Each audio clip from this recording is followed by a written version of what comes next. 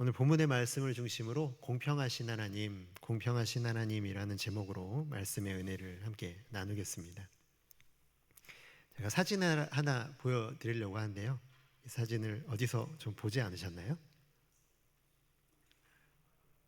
네, 제 사진이 아닌데. 네, 네. 이 사진 보면은 여기 이 동상 혹시 보셨나요? 네, 맞습니다. 예, 법원. 그 각 나라의 대법원에는 보통 이런 사진이 아니 동상이 세워져 있는데 우리나라의 대법원에는 이 동상이 아니라요 한국형으로 약간 머리도 닦고 좀 그렇게 돼 있더라고요. 한국형으로 바꿔서 이렇게 되어 있는데 이건 이제 외국에 세워져 있는 이 동상. 근데 이 동상의 정체가 뭐냐면 그 그리스 신화에 등장하는 그 여신 가운데 하나인데요. 디케라는 여신. 이게 그 각각 여신마다 그 하는 일이 있잖아요. 관장하는 어떤 업무를 관장하는 그 신, 뭐 바다의 신, 뭐 포세이돈, 뭐 이런 것처럼요. 이 디케는 어떤 신일까요, 여러분? 네, 뭐라고 하시는데 네, 정의의 여신 디케입니다. 근데 이 사진을 보면은요 두 가지 특징이 있는데 제일 눈에 띄는 게 어떤 특징입니까? 네, 손에 뭘 들고 있었죠? 네, 저울인 거 잘 아시네요. 요즘에 친구들에게 이거 보여주면 이게 저울이라는 걸 알지 못할 텐데 이런 양팔 저울이죠. 그러니까 양쪽에 바구니가 있어서 물건을 이렇게 올려두는데 만약에 수평이 맞지 않으면 무게가 제대로 안 재진 거예요. 그러니까 정확하게 양쪽에 같은 무게여야만 이게 그 정확한 무게를 잴 수가 있는 것이죠. 그렇기 때문에 이 저울의 균형을 맞추듯이 한쪽으로 치우치게 하지 않겠다 그런 의지를 보여주고 있는 게 이제 저울을 손에 들고 있는 모습이라고 할 수가 있습니다. 근데 또 한 가지 특징이 있는데요. 사진을 보면은 손에 저울을 들었는데 또 한 가지 특징이 뭔가요? 아, 눈을 가리고 맞아요. 근데 여러분 왜 저울을 손에 들고 있는데 봐야 되잖아요. 근데 왜 눈을 가리고 있을까요? 예, 사람은요 항상 외부의 자극을 뭘로 확인하죠? 예, 눈으로 확인하기 때문에 그렇습니다. 우리 누군가가 이렇게 찾아와서 이번에 한 번만 좀 도와달라고. 근데 이건 부정한 일이거든요. 그러니까 뭔가 이렇게 공평하게 해야 되는 일이 누군가 나와 친분이 있는 사람이 와서 부탁을 하는 경우에 그렇게 하면 안 됨에도 불구하고 우리의 눈으로 보면 이 사람 그래 이번만 한 번만 딱 도와주자 그러고 또 눈을 감을 수가 있기 때문에 평소에 또 존경하는 사람이 내게 부탁을 해오는 경우에 거절하기가 쉽습니까? 어렵습니까? 정말 어려운 것 같아요. 아무리 좀 부정한 일이라고 할지라도 이런 나와 관계가 있는 사람들이 나를 찾아오거나 뭔가 이런 조건들이 갖춰져 있는 경우에는 사실 그 거절하기가 쉽지가 않습니다. 그래서 눈을 가리는 거죠. 내가 어디 이 저울을 재는 데 있어서는 결코 외부에 있는 어떤 조건에 흔들리지 않겠다는 의지를 담고 있기 때문에 눈을 가리고 있습니다. 한마디로 어떤 경우에도 무슨 말이냐면 외부의 압력에 의해서 한쪽으로 치우치지 말라는 의지가 이런 눈 가리개와 또 이 손에 들고 있는 저울을 통해서 나타나 있습니다.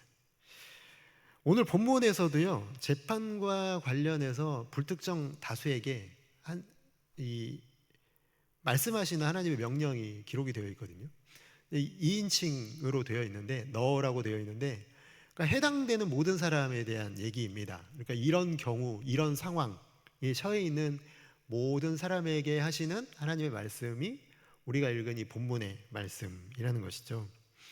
근데 이 본문의 말씀을 세 부류로 나누어 보면은 일단 첫 번째는 이런 경우예요. 악인과 관련한 재판에서의 공평입니다. 그러니까 악인은 여러분 생각해 보면 재판에 회부되는 경우에 악인들은 어떤 방법을 쓸까요? 물론 좋지 않은 방법을 쓰게 되지 않겠습니까? 예를 들어서 증인을 돈으로 매수한다거나, 그렇죠? 아니면은 여러 가지 힘 있는 지위를 통해서 겁박을 한다거나 여러 가지 방법을 통해서 이런 자기에게 유리한 재판을 진행하기 위한 잘못된 방법들을, 악한 방법들을 하게 될 것이다 라는 거예요. 그런데 그런 상황에 내가 처한다고 한다면, 그런 상황에 내가 증인이 된다면 악인을 위해서 거짓 증언을 하지 말 것이고, 악인을 위해서 거짓으로 소문을 퍼뜨리지도 말라라는 거예요. 그 거짓 증언과 거짓 소문을 통해서 악인이 이 재판에서 이길 우려가 있기 때문에 그러는 것이죠. 그게 1절이고요. 2절에서는 또 한 가지의 악인과 관련한 재판에서 이런 상황이 될 수가 있다라는 거예요. 그러니까 정말 많은 사람들이, 이 사람이 분명히 악인인데도 불구하고 정말 많은 사람들이, 증인들이 매수가 된 거예요. 그래서 지지를 하는 거죠. 아니, 이렇게나 많은 사람들이 지지를 하는 걸 보면 맞는 거 아니야? 라는 생각까지 들 수가 있다라는 거예요. 그리고 이렇게 많은 사람들이 지지를 하기 때문에 나도 해야 되는 거 아니야? 라는 어떤 무언의 다수의 그런 압력들이 있을 경우에도, 그런 다수의 사람들에 휩쓸려 가지고 악인을 위한 거짓 증언을 하지 말라라는 게 2절입니다. 이게 악인들에 대한 공평에 대한 부분이고요. 두 번째는 가난하고 힘없는 사람들의 재판에 내가 연관된 경우에서의 공평을 얘기하고 있습니다. 3절에 보면은 가난하다고 두둔하지 말라는 거예요. 분명히 재판에 회부된 이 가난한 사람이 명백하게 잘못을 범한 거예요. 그럼에도 불구하고 가난하기 때문에 어떡하냐, 가난한데 이거 이 재판 받아가지고 재판에서 지게 되면은 이 가난한데 가족들은 어떻게 사냐, 뭐 이런 경우가 있잖아요. 그럴 경우에는 동정심 때문에 내 판단이 흐려져서 이게 분명히 죄를 지었는데도 무죄로 판결하는, 아니면은 무죄라고 내가 증언해주는 그런 경우가 있잖아요. 그런 경우에 그러지 말아라.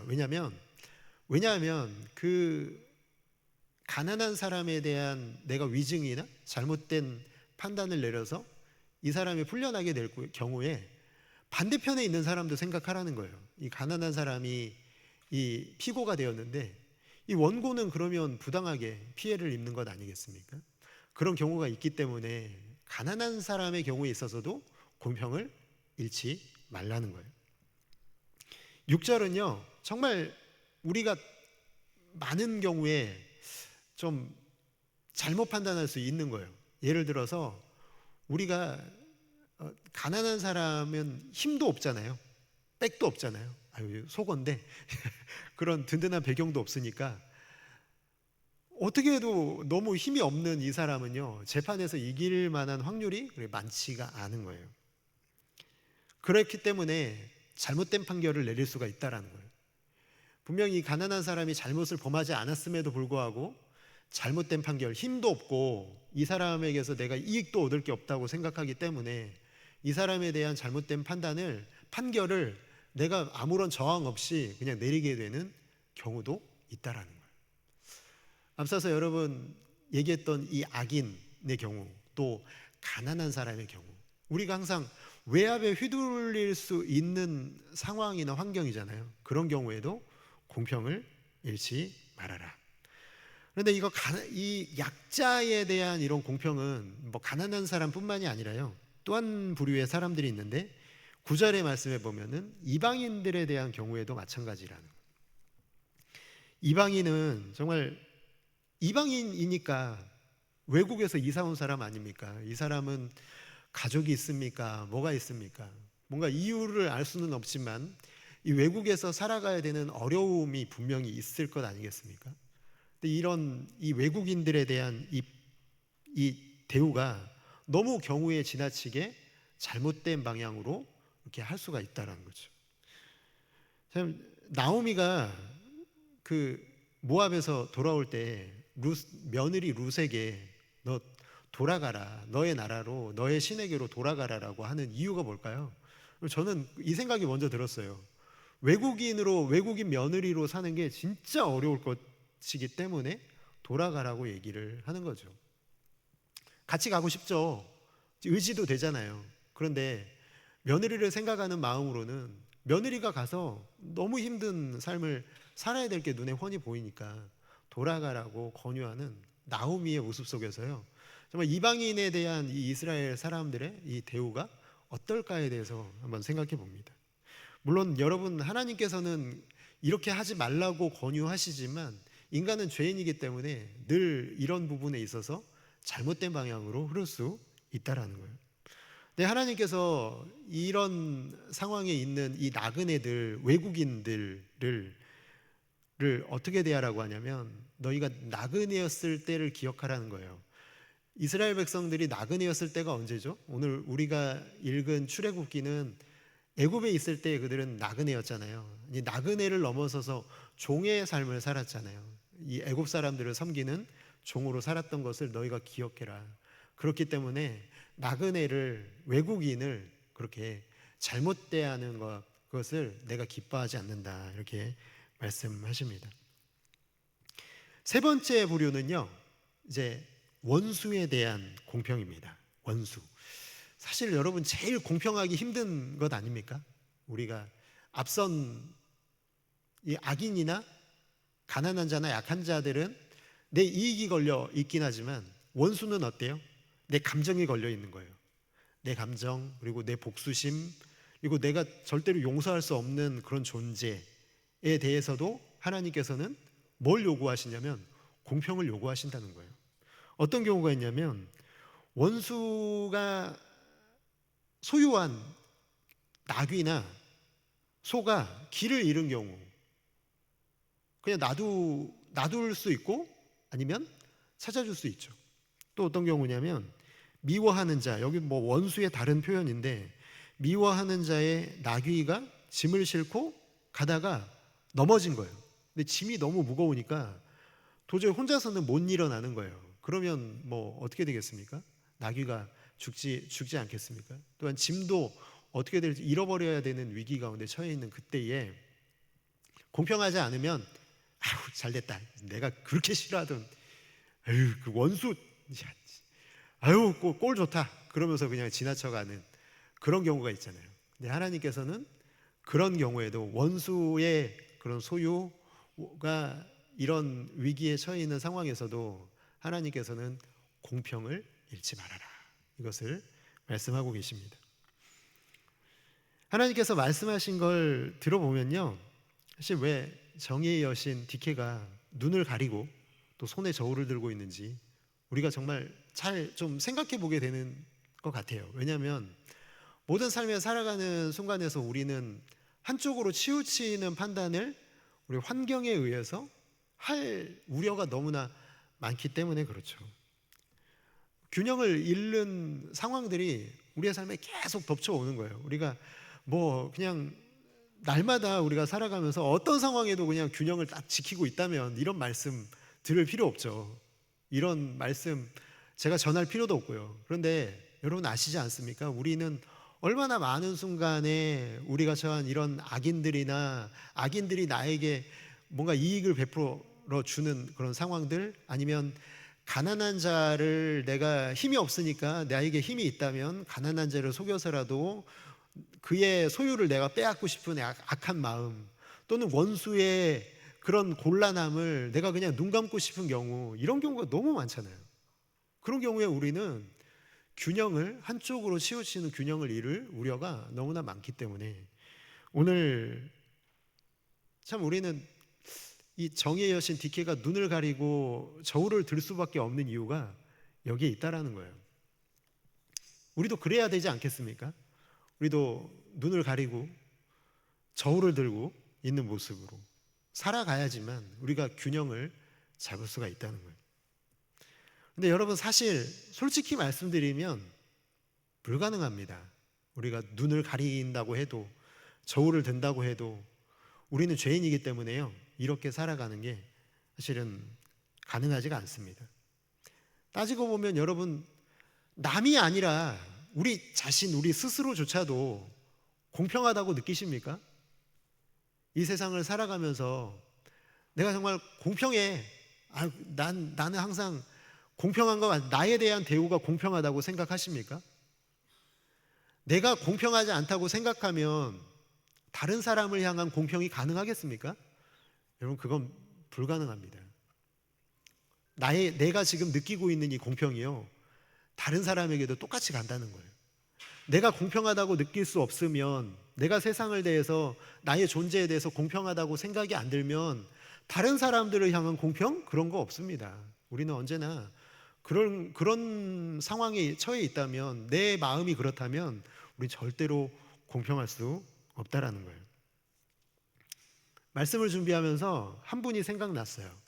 오늘 준비 찬양도 해주셨는데 송명희 시인이 작사한 곡이 있거든요. 나 가진 재물 없으나 라는 제목의 찬양입니다. 이 송명희 시인은 남연 출산을 할 때 이 의사가 부주의로 이렇게 집게로 이렇게 머리를 짚었는데 이게 이제 뇌를 다치게 해가지고요. 그때부터 뇌성마비를 앓게 된 사람입니다. 몸이 다 뒤틀어져 있는데 누가 봐도 이 송명희 시인은 공평하다라고 할 만한 내용이 전혀 없음에도 불구하고 그녀가 부르고 있는 찬양의 가사는 공평하신 하나님이라고 얘기를 하고 있습니다. 우리는 뭘 통해서 우리는 공평을 얘기합니까? 남이 가진 재물, 남이 가진 지식, 남이 가진 건강 4개 있으면 공평하다라고 생각하죠. 그런데 남과 비교해서 우리는 늘 불공평하다고 생각하는 이유가 뭐예요? 우리의 환경, 우리의 소유 이런 것들이 비교가 되면 우리는 절대 공평하다라고 생각을 하지 못하는 거죠. 아마 송명희 시인도 이 시를 지으면서 그런 불공평함을 너무 많이 느꼈던 것 같아요. 나는 왜 남에게 있는 건강도 없지? 뇌성마비니까요. 뇌성마비인데 부유할 수 있겠습니까? 왜 나는 부유함이 없지? 공부를 어떻게 해요? 지식도 없지? 나에겐 아무것도 없는 것 같은 그런 상황 속에서요, 그녀가 발견한 게 있대요. 뭘 깨달았냐면, 여러분, 공평하신 하나님이 가사의 제목입니다.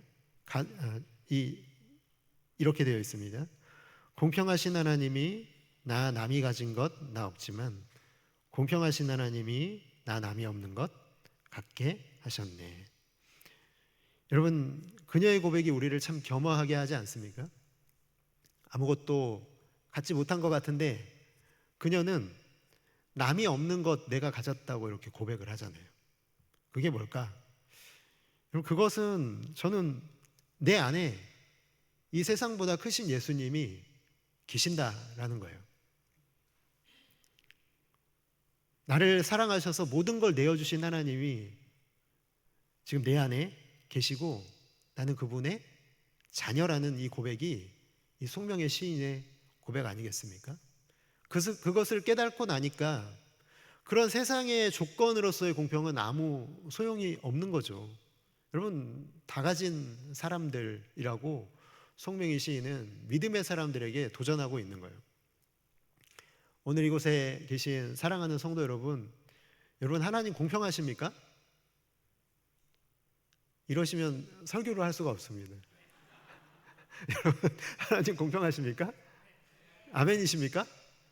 여러분, 아멘이라고 선뜻 대답하지 못하는 이유는 앞서 말씀드린 조건들 아니에요. 남이 가진 것들, 남이 가진 외적인 조건들 때문에 우린 늘 그걸 비교하면서 공평하지 않다라고 생각할지 모르지만, 그러나 우리 모두에게는 동일하게 다 갖고 있는 게 있어요. 그게 뭐냐면 내 안에 누가 계시는 거예요?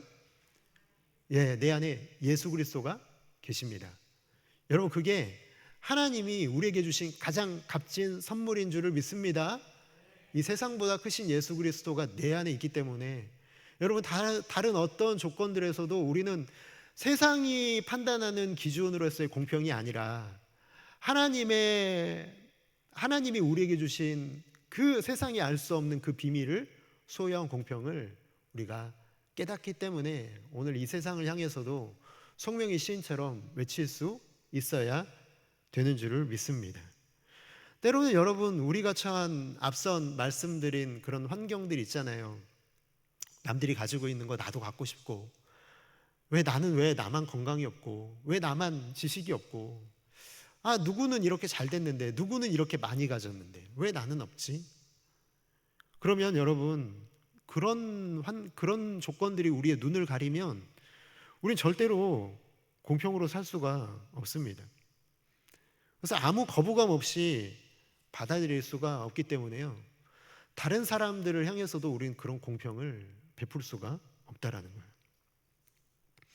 내가 하나님의 자녀라는 신분이 이익을 따라 살게 하려는 그런 탐욕들 있잖아요. 탐욕의 눈에 눈가리개를 씌워 주실 것이고, 악한 자의 유혹에도 치우치지 않는 균형 잡힌 저울을 우리 손에 들게 하는 것, 그게 뭡니까?